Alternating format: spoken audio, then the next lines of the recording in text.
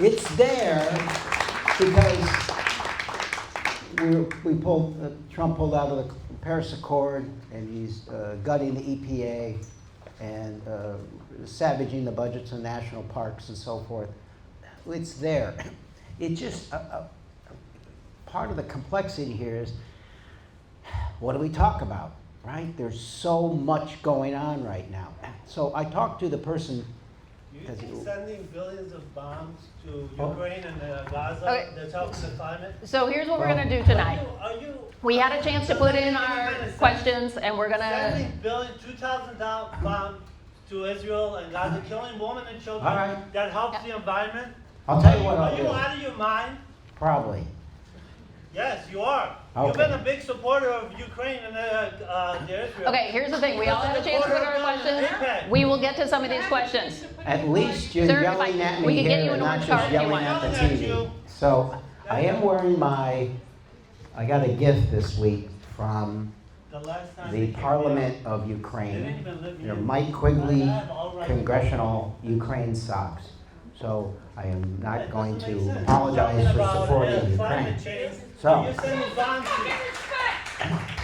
Back to, That if I is could, my tax dollars. Don't cuss at me. I served this country for 4 years. I was in the U.S. military. I got more medals here than that's it. I have all right. I'm a U.S. citizen. I served this country. I was in the U.S. Navy for 4 years. I have a. Please. No, that doesn't make. Everyone, I apologize for this. We're going to try to get back on track here in a moment. Climate change, human rights. You're killing babies in Ukraine. You're killing babies in Israel and Gaza. I'm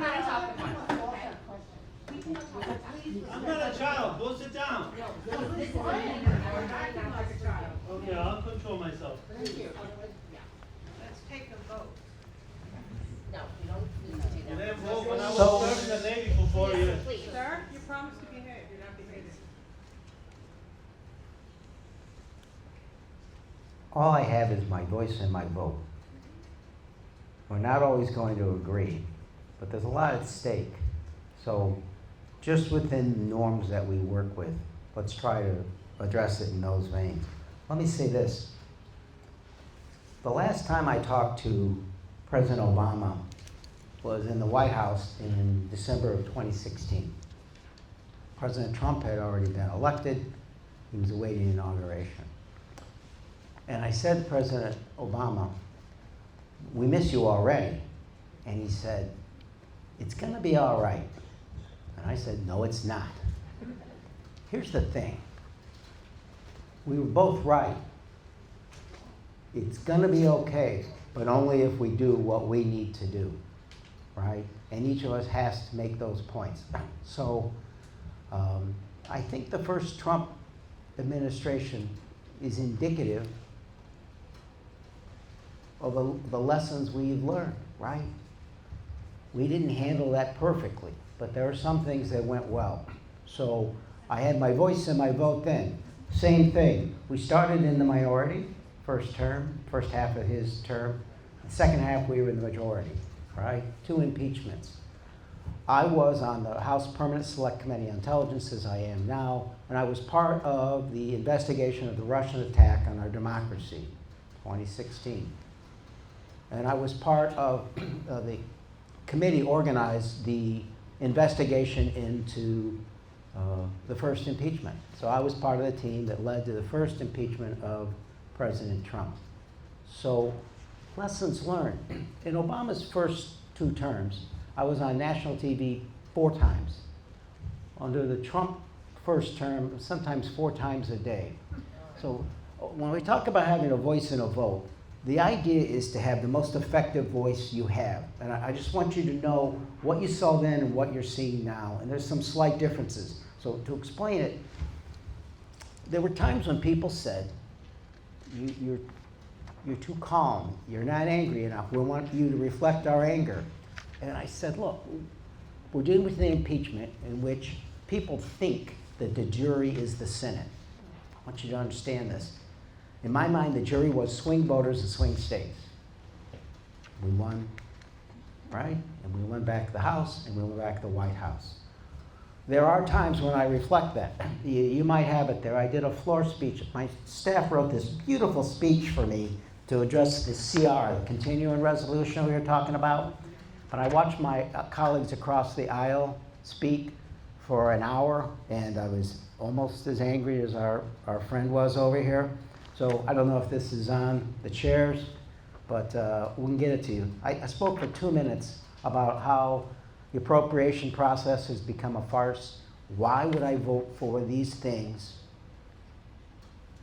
if we don't trust the President of the United States to enact the law, right? He's not going to enforce that. So, when I got sworn in the first time was a special election, right? I replaced some guy who went on to be chief of staff to the president and the mayor. Did something in Japan for a while, and I'm sure if he hears this, he's going to be angry, and that's okay. But I sat down after I got sworn in. They interrupt votes, boom, you get sworn in, and you look up, and you have to start voting. I go, what? So it all happens quickly. Now, it's interesting that Mark Kirk came up to me, right? Centrist Republican, became a senator. He said, everything that gets done here gets done in the middle. I think he meant everything that gets done that's appropriate. And I was always the big espouser that you always find middle ground, you always find some way to get things done and compromise. So this quote that was in the Tribune from me the other day said, all bets are off because our economy is at stake, our republic is at stake, who we are in the world is at stake, and it's really the truth. I never, ever would have thought that I would vote against funding the government in the CR. And what leverage we have now, our vote, is when we go forward with reconciliation, the debt ceiling, the tax packages, and so forth. All we have is this vote. And you talk about the little procedures we had.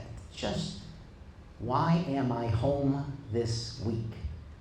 This is really instructive of the nuance of what we can do procedurally, right? The Senate can do a whole lot of things.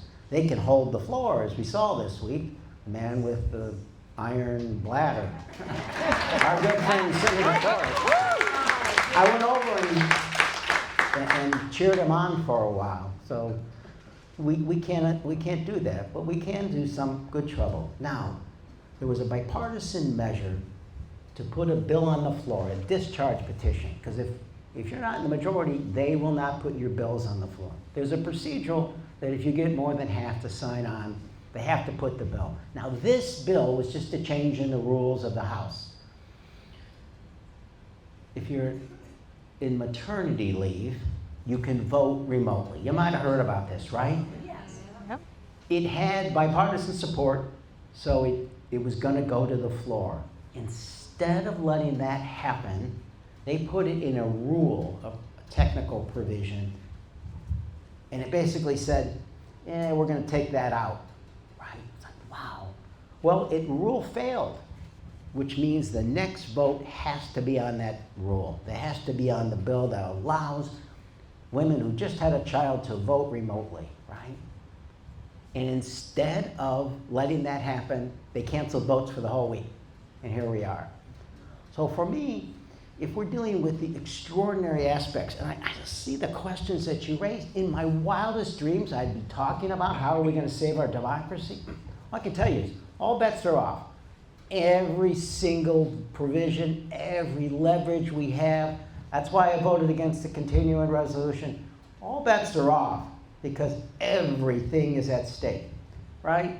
So, and I'm going to reflect your anger at times, and I'm going to attempt to talk to those voters who are perhaps swing voters, whatever it takes, right? Because this country's polarized 50-50. I'm going to talk to them. So, bottom line is, whatever ounce of influence, power I have with my voice and my vote, we're going to use to move us forward, because we will get past this if we do what we need to do. Thanks. Congressman, you mentioned working with moderate Republicans, if that exists anymore. And Kathleen Trainer, are you here, Kathleen? Raise your hand if you are. Yay, there she is. Her question is, she wants to know the specific actions you're taking to partner with moderates saying you need to be creative, engaging Congress members both singly and in small groups because there's power in numbers. As a group, they may be willing to show resistance towards MAGA, especially if Democrats commit to moderation. Is this happening? Well, look, there's a way to work with moderate Republicans, and most of them are appropriators, Republican appropriators, actually. Many of them have a human head.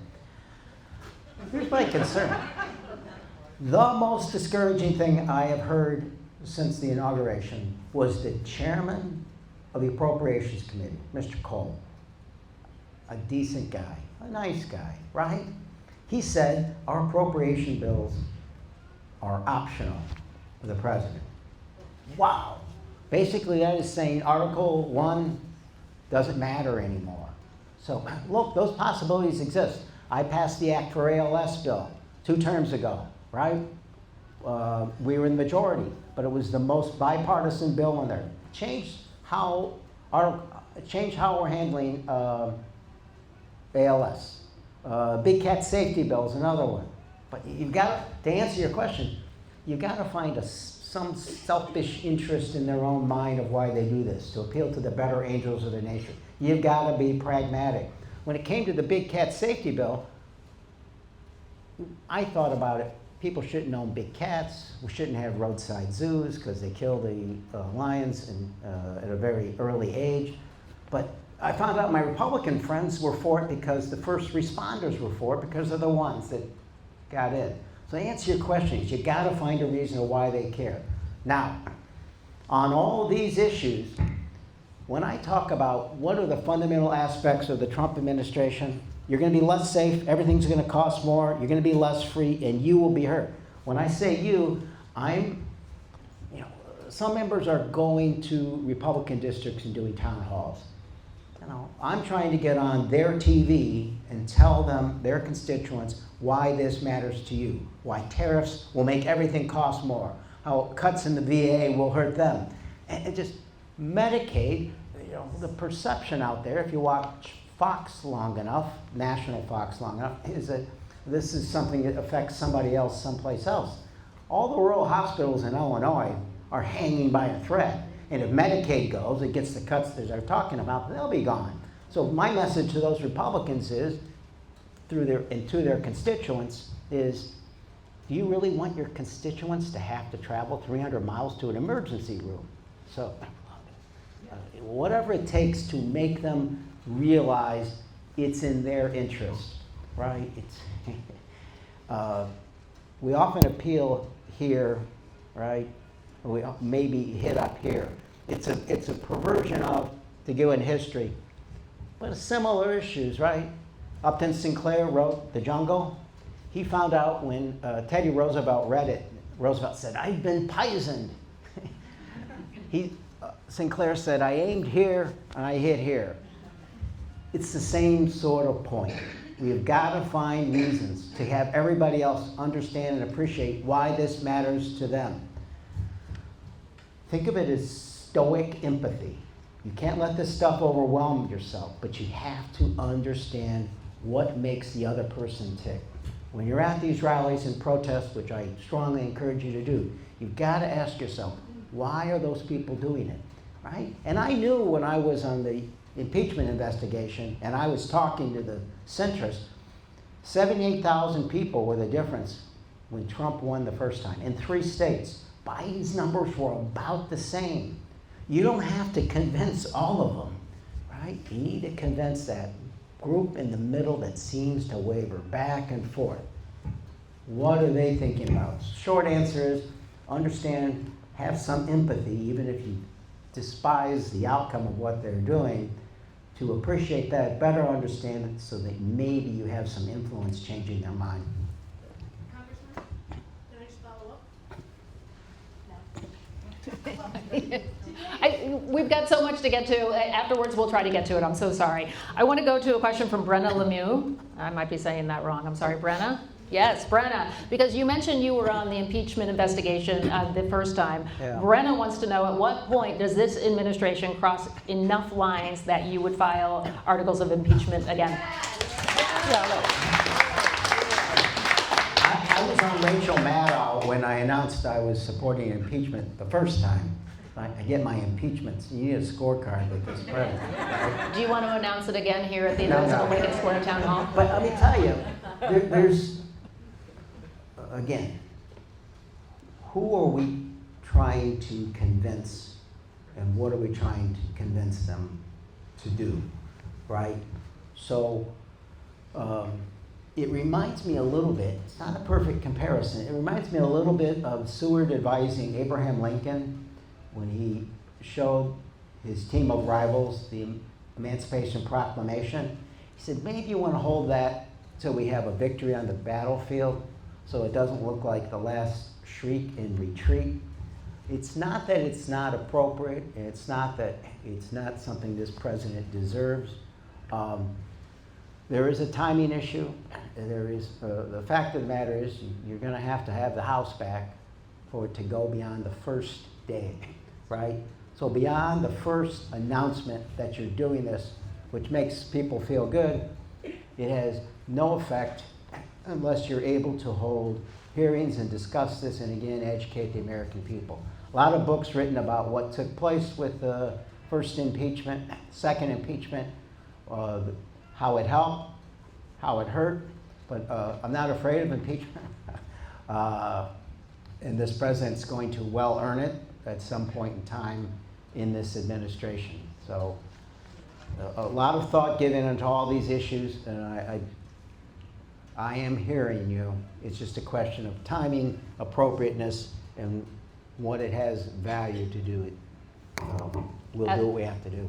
As part of those discussions you're having and those thoughts that everybody's thinking about, Alex Goldberg wants to know, are there discussions about if Trump tries to run for a third term like he's now talking about? Yeah, there's a bill introduced to change the Constitution.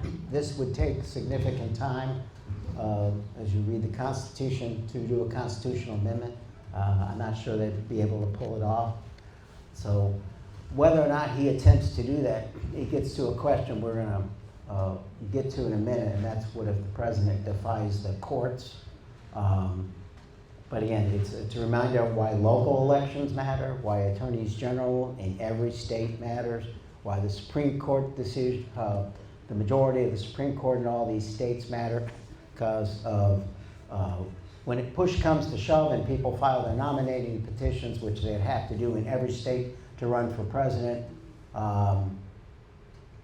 that's where the rubber hits the road. But we're cognizant of this, what they would try to do. I don't think they can get to the numbers to pass a constitutional amendment, which means it'd just have to be in defiance of the Constitution, and then that's going to get to a question of the larger one, and our colleagues here to help us with this discussion of what if he defies the courts. And that is a big question we heard from a lot of people, including the entire Indivisible Steering Committee. So, I mean, we've seen him inching up to it, ignoring a lot of rulings, it seems. What does happen? And the question I think a lot of people have been asking, are we in a constitutional crisis now, or is there a line where we will be? What are your thoughts? Yeah, look, the courts have held up so far, and there's a justsecurity.org. You too can follow, I swear, all of the court cases on this website. What's happening with them. I told you earlier to disengage for your sound mind and body. This is the alter ego. You can follow all of them. So far, overall, I would say the courts have stepped up, right? It hasn't come to that, and I think, one of the things that concerns me is the president's creating a situation where he's sort of forewarning the court, it almost sounds like don't mess with me. It's a little bit of, FDR and anger, I'm going to pack the court. He ended up backing off on that. All right, Truman had his moments with the court, and as other presidents have, but even Nixon didn't go this far. So, in the end, you go back far enough, this was in the Federalist Papers, right? And they accepted the fact as they were encouraging people to support the Constitution, right?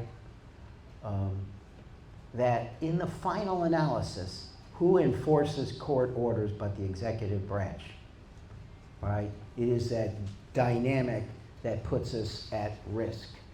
I will say that the most common reference I give when this has happened is Netanyahu's attempt to weaken the courts in Israel, created extraordinary turmoil across all the parties there, and had some impact on limiting how far he was willing to go on this. So it gets back to, I honestly think this ultimately comes down to how engaged, how involved the public is. This president doesn't like bad headlines, right? And one of the things I want to talk about when I close is this stuff's working, right? What's working? I'll get into it in the end, but you're having an impact on this president. So we'll get into that in just a second. I will say the other concern I have is there's legislation now to impeach judges they don't like, right? That's something that's going to have to, if the Senate doesn't stand up to that, then it is a great concern. Final point I want to make on this. We are often asked, how come we're not suing? So just for the record, we can get on Friends of the Court briefs, amicus briefs as members, but in the minority, we cannot sue, right? Big surprise to a lot of folks. Only the speaker can lead a lawsuit. So I've gotten on many of those amicus briefs. We can coordinate, we can work with those entities that are suing, but we don't have standing, as frustrating as that is. So it is back to my voice and my vote. Another question related to the courts comes from Nora Garrity, a lawyer herself. Nora, you here? Well, she wants to know, because we have seen the administration attacking big law firms, and a lot of those law firms unfortunately caving. Yeah. She wants to know that what can the legal community do to respond to this? Anything? You know, I'm contemplating this for a couple reasons. Bring your microphone up a little bit. There you go. I'm contemplating this for a couple reasons.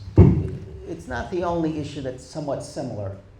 The trans community was disappointed that there were hospitals that stopped performing medical procedures because they're concerned about threats from the Trump administration. Very disappointing, right? Law firms that we all know have given up. It's very disappointing. I haven't had conversations with them about this, and I certainly will. There is a part of me that also recognizes that I know what the Trump administration wants. They want us to tear into each other, right? So some of these entities are organizations, hospitals, law firms that I know, I like, I respect, and I want to figure out. There you go. Hey, you want mine? You can take mine. Oh, so yours is flashing, so. Oh, we're both in trouble. So look, I know it's sort of the rampart, right? Sorry, that's my bad. That was my bad. You want to be. my bad. You want to be angry at everyone who disappoints you, and I am. And you want to find some way to deal with it. But I also don't want to have us tear ourselves apart with entities that we need. I carried both of my, this is very personal, but I carried both of my daughters into Children's Memorial Hospital when they were kids, right? Part of the community. Sometimes our friends disappoint us. And I just want you to know I'm still thinking about this, talking to them, expressing disappointment. I'm not perfectly clear how it is that we can best address this. But I will say this, when we talk about elements of authoritarianism that go forward, this is a great concern, right? I mean, if you can take away someone's ability to defend themselves, and obviously they didn't like the fact that they were defending people without resources and any other cases. And I recognize that if a big law firm can't do a class action suit because the Justice Department won't take their calls, that's an issue. So we just have to remind ourselves that the real culprit here is the administration. This is a fundamental tact that you would use to strip away people's fundamental rights, right? And if the biggest law firms can be cowed, right, what can they do to just anybody else? So all the more reason to keep engaging. Okay, let's move on to Signalgate. Who here is upset that national security leaders were discussing their war plans in a group chat? Yeah, we got a lot of hands up here. Did anybody watch? Here you go. I was about to die too, so. So Jane Nattell says investigate and lock them up. Jane, are you here? Raise it up. There she is. She wants to know, what are you going to do? Right. Well, look, let's appreciate what it means beyond just a clown show that embarrasses us to the rest of the world. I'm on the Permanent Select Committee on Intelligence. What are my themes? One of the big themes are you are less safe. You're less safe because of the attacks on Medicaid, Health and Human Services, CDC, USAID. Epidemics that start around the world will be here and we can't do anything about it, right? You're less safe because there'll be fewer food inspectors, EPA workers, FAA workers, and so forth. But the reason I care about what happens in the international world is because it's a small world. It all comes back to affect us, right?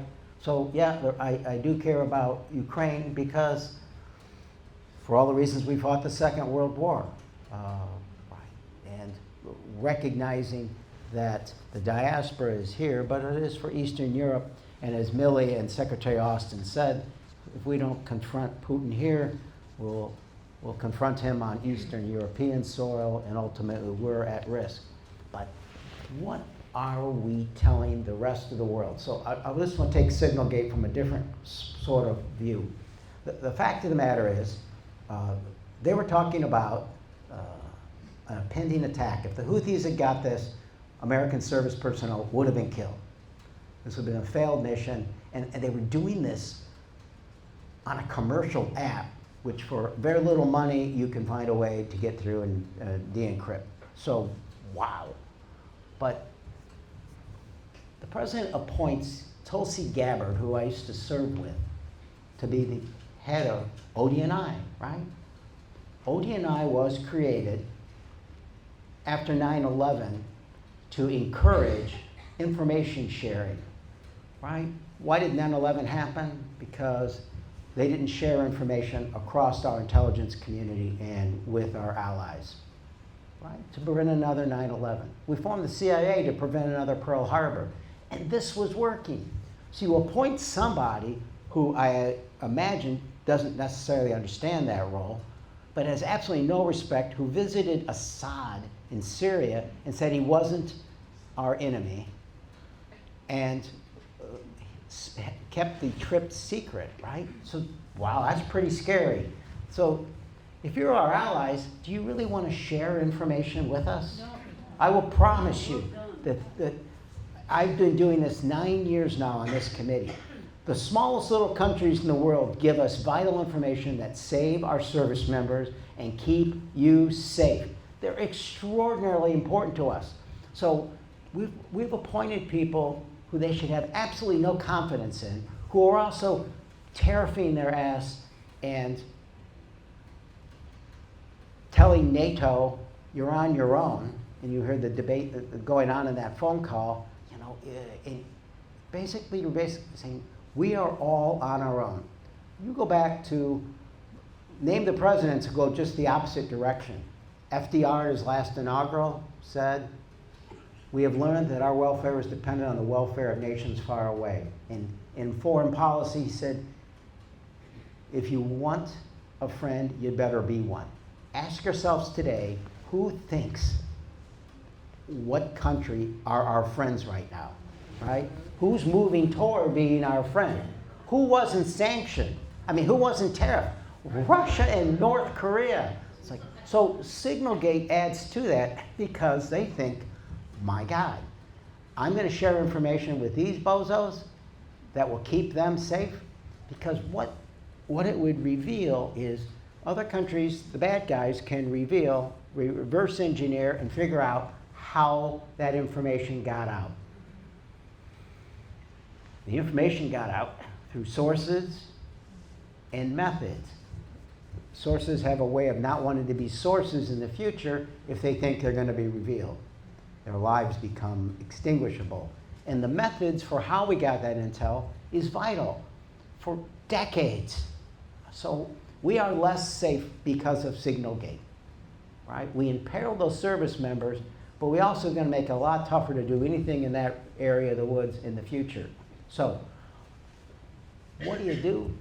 All you can do, if you saw my testimony or the cross-examination I had of the two generals, I basically said on national TV, at the very least, didn't we tell the Houthis, here it comes? And at the very least, they would duck. So I was told that it was a very Chicago-esque cross-examination. Guilty as charged. I hate the fact that I'm somewhat limited, and I have my voice and my vote. But I'm in a really good position to do it. And Signalgate was an opportunity. So we talked about it. I called for his ouster, embarrassed him as much as we possibly could on national TV to address this issue. And, what I said on CNN was, oh, don't worry, I'm sure they got a really good scolding for this. The idea is draw attention to this stuff, and at least maybe at the very least, they don't do the same thing again. You said you're somewhat limited, and that leads me to our next section where we got a ton of questions. Democrats, what they can do and what they're not doing. How many of you feel that this is one of your top issues? So a fair amount of questions. Somebody there, let's start with that. Like, what are the Democrats doing right now? Nelson Armour, who's here, I know, he says, I'm not seeing much messaging, talk, and action. So how are you and the Democratic caucus going to stand up more forcefully against Trump, Musk, and the MAGA agenda? Look, I was disappointed in my Senate friends, right? We had the opportunity. So when I saw one of the questions when I was scanning just the sort of notes of rough ideas of what folks would ask, do you want a change in leadership? I'll be blunt. I think there needs to be a change of leadership, but not in the House that I reside in. We had a chance, and I will say to the credit of House leadership, we have over 200 members, we had one member vote the wrong way on the CR. That's pretty good. I would say that Mr. Jeffries has held that together. And if there was, I promise you, when we talk in Congress, if there's any other procedures, we're using them right now, besides the amicus, discharge petitions, and giving them no break on any leverage for any bill moving down the pipe. So I have complete confidence in that. Other than that, it's the resources we raise. We all pay dues, address elections. This isn't a political event, but it's half of what we do, right? And in the final analysis, I talked about first Trump term, second Trump term. Things changed after the first 2 years when we got control of the House. Then we have some ability. They can't do all the terrible things. Let me put it bluntly. Most policy problems have political solutions. So the House is no different than me. We have a voice and a vote. I will tell you, 0.5% voted the wrong way on the most important vote we've had so far to stop what they're doing. Pretty good batting average. And I would argue that most of the members have been very disciplined and coordinated in how they talk about this. So I'm going to continue to use my voice in social media, on national TV, on floor votes, on just any other opportunity to talk about these things. And any leverage we have at all, we're going to use. It is frustrating because you're seeing such devastation take place.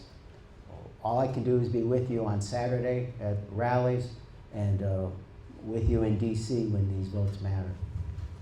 You mentioned leadership in the Senate as well as people making the wrong vote on some key vote recently. Jeff Jenkins, I see you back there. You got a good question if you want to raise your hand. He's asking about Senator Durbin. He says, his nostalgia for a bipartisan Congress that is decades removed is so deeply disconnected from reality, it is dangerous. Do you think he needs to retire and pass the torch to younger, more inspirational leaders?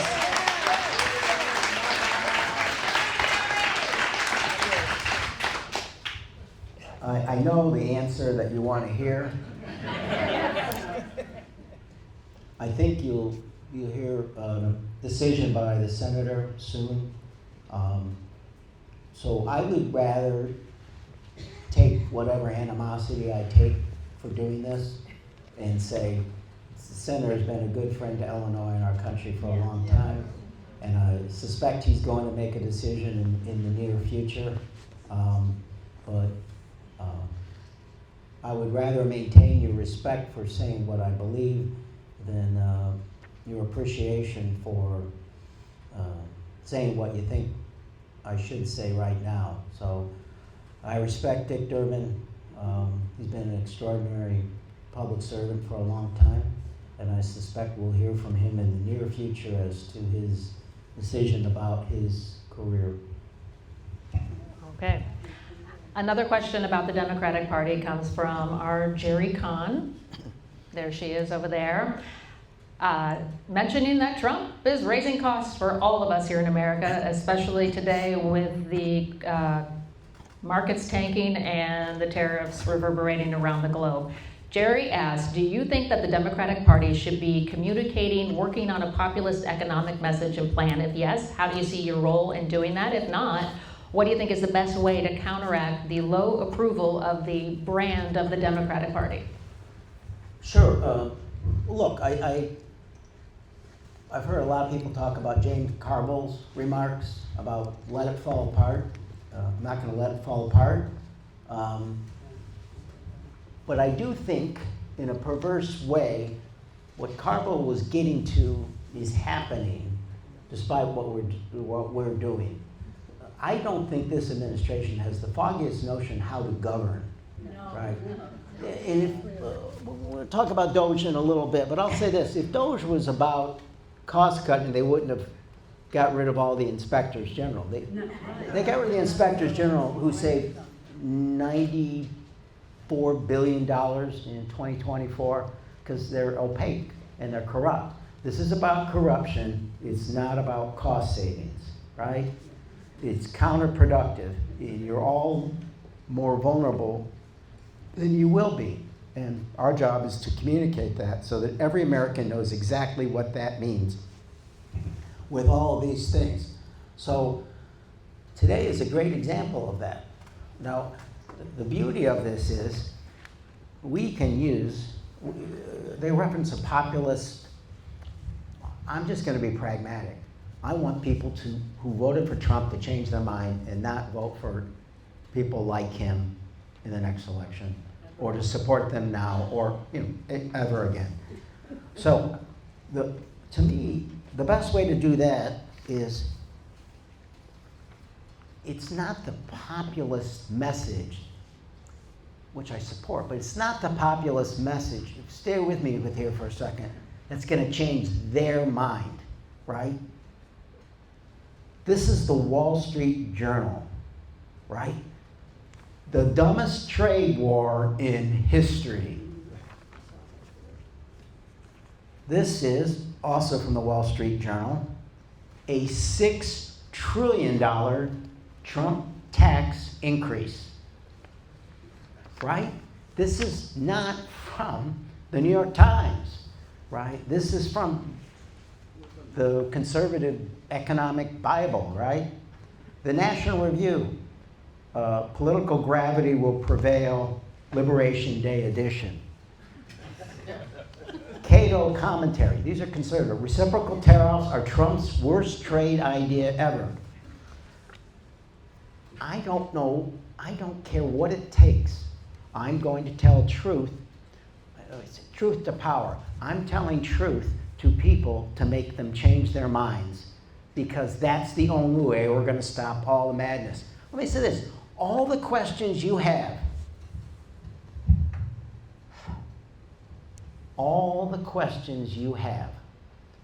no matter what the topics are, have the same answer of what we have to do.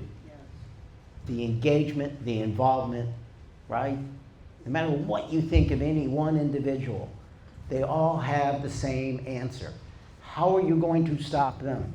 Using your voice and your votes, because the pressure is already working and making it much tougher. And you're starting to see on tariffs, you saw Republican senators saying, no, we're not going to do this. They're going to pass that bill, and they just won't let it come to the House floor. But we'll force them on that too, right? You already start to see some of them caving in on Medicaid. They're not doing that in a vacuum. They're doing it because they're getting crap from their constituents at home because they're reading about it in the paper. And when you all go to protest, there are cameras there. Well, again, you don't have to change the mind of the base. It's a really small group that you have to change their mind. But it's enough in those swing districts. People think you're going to win the whole Congress over. Let's get back to practical numbers. 435 members of the House. 435 members of the House. How many of those seats are competitive races? Anybody want to hazard a guess? Yes, sir. What percentage? Did you say 40 total? She wins the first prize of the night. There's about 43 competitive races, right? Again, this is a country that's extraordinarily polarized, but that swing number is so manageable and so doable. And son of a gun, so many of them stayed home last November. So we got a head start, right? This is your function. I'm on official time. I'd say what was said at the beginning is absolutely the case. What happened up north, our friends, our Packer fans up north, is indication. The way the numbers looked in Florida, I'm not telling you how to vote or what to do in this event, but it ought to tell you that that stuff works. And I know the hardest thing to tell you is it's not going to be over tomorrow. That's the hardest part of this. This is going to take some time. We're in a hell of a big mess right now, the biggest of our life. But there's no crying in baseball, although tomorrow's opening day. There's no crying in politics, right? You get up and you go to work the next day, right? And my staff, let me hear it from my great staff. Yay! Tomorrow, no matter what the hell happens, they're going to be able to help you with Medicare, Medicaid, Social Security, veterans benefits, and so forth and so on, because it's what we have to do. So. All right. Shout out to Jerry, who had that answer right. She leads our election work in Wisconsin and clearly knows what she is doing. Let's move on to Doge and Elon Musk. Show of hands here, who approves of what they're doing? Okay, so not big fans here. I have gotten so many questions tonight, and we did before as well. Specifically, let's talk about Social Security. A lot of people writing on these cards, they're on fixed incomes, working, check to check is what and they're very concerned about Social Security and what you can do to make sure that those checks keep coming. This used to be a remote issue for me. Let's give you. And then a few years ago, look, when I first started, I was working for Chicago Alderman. I'd go to a senior building, and I was like 20-something, and I was like, well, I should be concerned about this, right? And then my parents became senior citizens, like, well, it's striking closer to home. And then I got a piece of mail in my 50s, and this must be some mistake. AARP, no. It hurts. So that's relevant for Social Security, right? All of a sudden it strikes home. Yes, I'm old enough for Social Security now. So yeah, it strikes home. So I will tell you this. This is the issue I believe my Republican colleagues are most afraid of. Why? It was always called the third rail. But no matter what the others say, the tax cuts that they're going forward with, what they're planning with reconciliation and the stuff that we've already passed, the numbers do not add up. So do not believe them. The numbers don't add up unless they nail Medicaid and Social Security. They have said it on the Senate floor. They have said we have to be honest that it's not true that we won't touch these issues. They will. This is the hill we all die on, right? Social Security. This is beyond the third rail. This can never happen, right?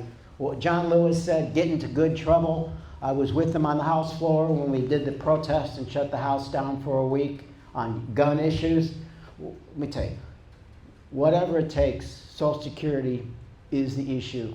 We're not going to let them win no matter what the hell happens. So I don't think they can pull it off.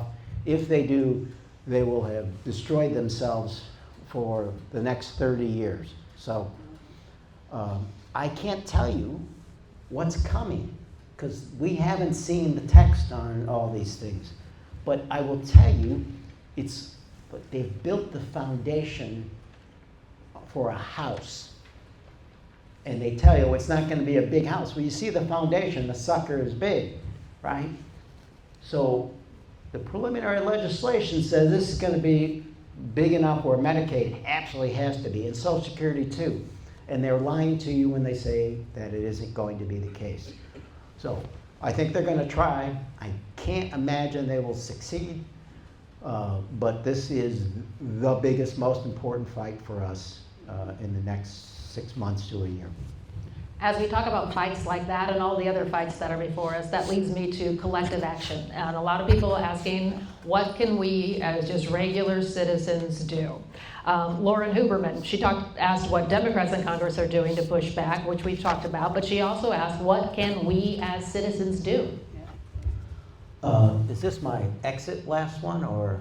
That's how I was going to exit with this crescendo. We got 10 minutes, so, okay. You want to save it? Let me say that to do as my closing. Okay, okay. Carry each other out on your shoulders. Oh, it's going to be great. Somebody record that. Talk to us about, I think you said you're going to be there Saturday at the march? Yeah, I was asked to go, there's 4 of them in the suburbs. And so I'm trying to decide how quickly I can get from one to another. So I'm going to be at one of them. Okay. If I'm not with yours, it's not because I don't love you, it's because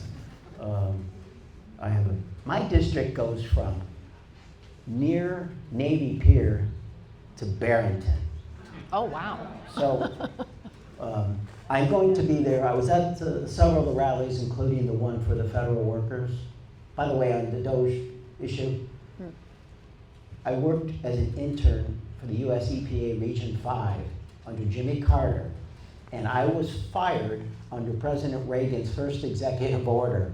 So I have a little flavor for the crap that's taking place and how much it hurts. And these are people who are 40s and 50s and have committed their lifetime to this, and it's devastating to them and to our country because of the loss of the great work they do. One more on the Doge thing.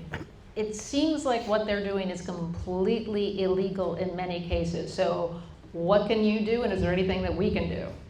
I think when you show up at these things, it helps.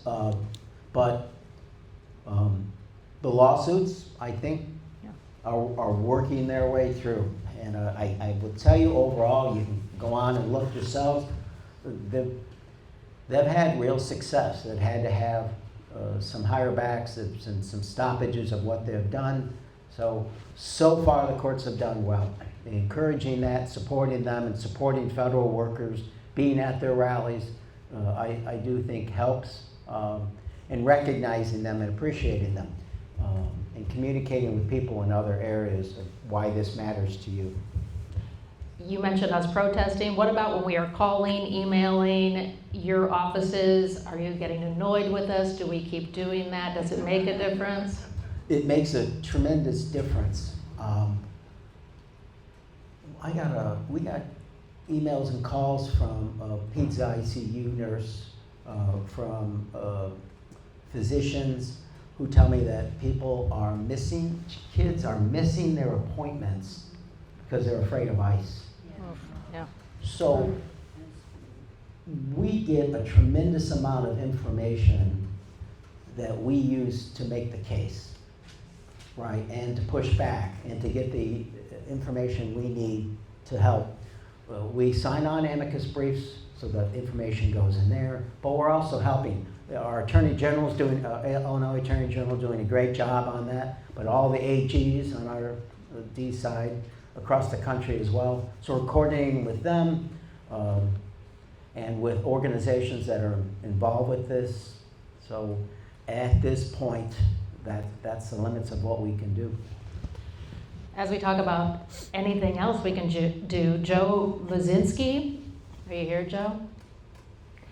Yeah, Joe. Sorry if I mispronounced the last name, but he, of course, wants to know, like many of us do, about the protesting, and should elected officials be out there protesting with us to get more attention to that. But also he asks, perhaps we begin organizing a national strike so that all of us together have our voices heard as one.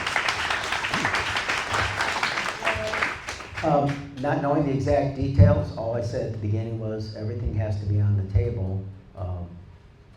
I can't encourage breaking the law or violence, but anything else is on the table, and anything else that moves the dial and gets people to pay attention to this. All right, so I do think it matters to be out there ourselves. I do get people who appreciate the fact that we're out there. We're in DC a lot, but to the extent we're here, we're going to try to help and be there when you need us at those rallies. But every person matters. It does have an impact. As we step back from this, Elizabeth Hayes asked, what are you doing to prevent the rise of an authoritarian regime? Richard Stein said, what are we doing to prevent the destruction of democracy? Where do you think we are, and how concerned are you at this moment? So I think there's a long answer there, but I want to say this. I brought this poll in because I think the most important thing we can do, when we talk about this president being an autocrat, people think you're being hyperbolic. So you try to detail some of the specific things the president has done toward that end with press and universities and law firms, and the list goes on and on and on.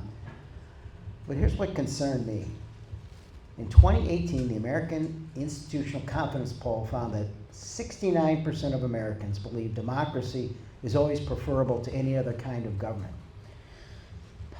That means 31% reported they were open to authoritarianism under some circumstances, or they were so disillusioned with politics that the type of government didn't matter. So that is exactly the same number that a poll showed in Hungary just before Viktor Orban took office. And you see the affinity from the right of our country to Viktor Orban, whose economy and whose country is just, it used to be a success story in Europe, is now just floundering. How they are the heroes here. Well, it has a lot to do with social issues, right? The president and others tend to think woke is some evil, when in my mind it's just people who care about other people and are thoughtful. But so Viktor Orban is someone that they've chosen to idolize. And you look at what Viktor Orban has done, right? State control of the media, restrictions on LGBTQ, immigrant communities, suppression of free speech, free media, political opposition. This is their idol, that and Putin. We have people parroting back Kremlin talking points. So I think the most effective, everybody has a different role. My role when it comes to authoritarian issues here is to point out it can happen here. If you haven't read since high school that great novel from the 30s, It Can Happen Here, it could have been written last week, just change the names. and remind people there's great risks, there are concerns, and I'm being told I need to do my conclusion. Yeah. It's I time for am the, going 2 other places tonight, I'm not just leaving. yeah, so I think bottom line, as we wrap this up tonight, people want to know what we as individuals concerned, very, very concerned citizens can do. Yeah. Had some numbers on changing things.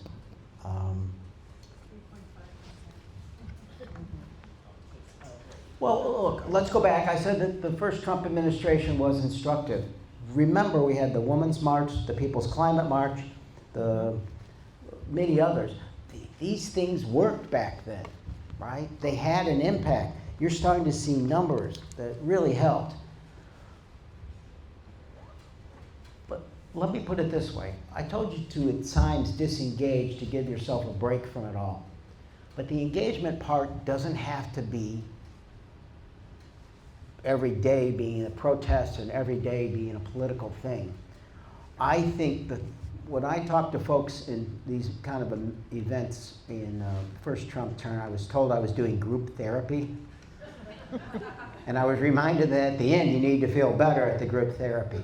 Well, I thought in talking to people after the word, and you remember this as well, simply helping other people is really helpful, right? You can't feel like you are helpless, right? You can't feel like there's no hope.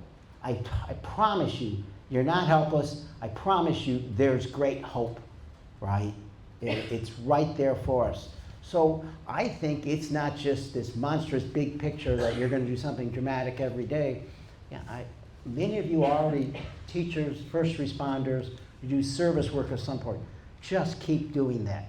And if you aren't already, just working at the local food bank, volunteering anywhere you possibly can. I know it seems like a small thing, but it helps get you through the days. And these cuts are going to cut big, right? So helping out Greater Chicago Food Depository and groups like that because of the shortcomings that are coming, that stuff really does matter. Communicating every time you can with people elsewhere, in other states, for example, in other districts, letting them know why this matters, being engaged. So, I'll be honest, like many of you, I didn't go to the inaugural, and I was down, and I felt tired, and it was like, oh boy, I did this for 4 years, right? I felt I was part of that function that saved democracy, and we're going through it again. To the rest of the world, one term under Trump was a mistake. Second term, maybe that's who you are. So we've got to engage. We have to teach people. We have to educate. We have to get back to civics. We have to make sure that kids understand why this stuff's important. You can't give up, but you also can't think that whatever small role you have is insignificant, because the margins are really close, folks. So tonight's a first good step, and I know you do this, many of you do this a lot. Find whatever avenues you have and get others. And when you see somebody else in distress, try to help. Our office is there to help. The question was, do you get tired of this? Look, it's very helpful to us. It pumps us up. It's what we need. Maybe it's talking to the choir, but the choir needs practice too. So.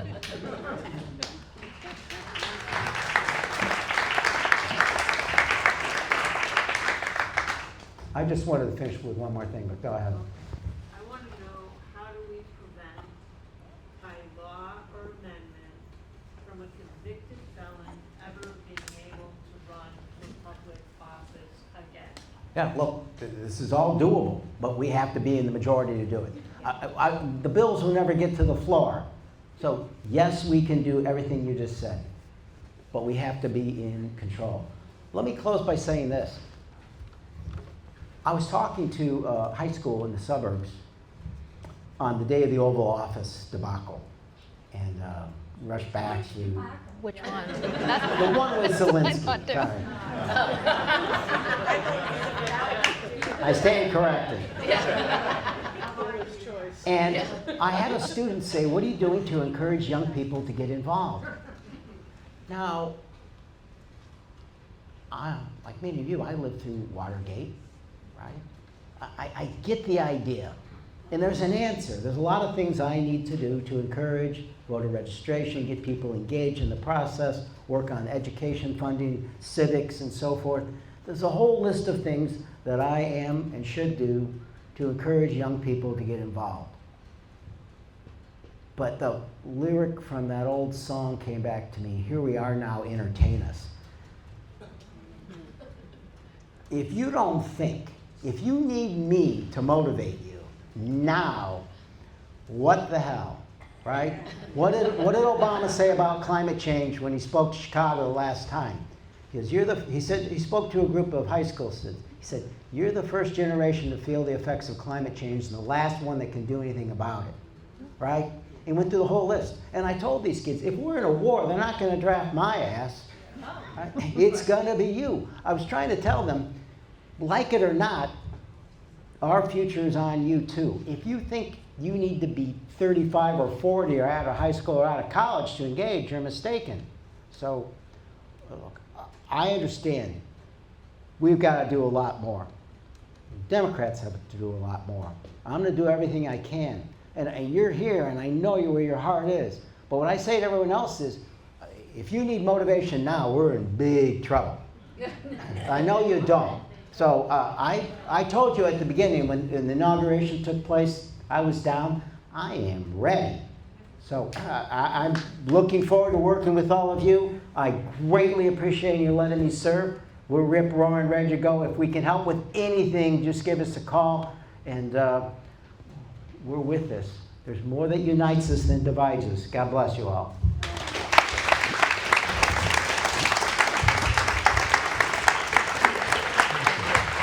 A couple of things before we go.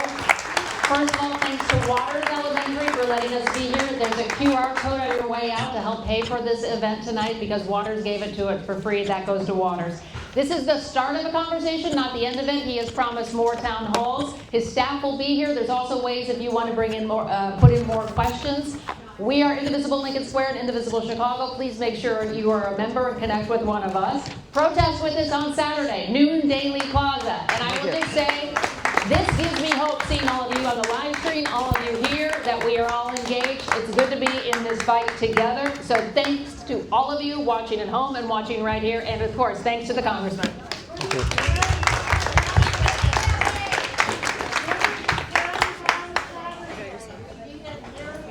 Oh, my keys are in there.